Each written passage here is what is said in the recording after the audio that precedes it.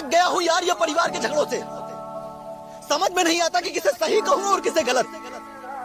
अगर बीवी का कहना मानो तो माँ बोलती है बीवी का गुलाम, और अगर माँ का कहना मानो तो बीवी बोलती है माँ का गुलाम।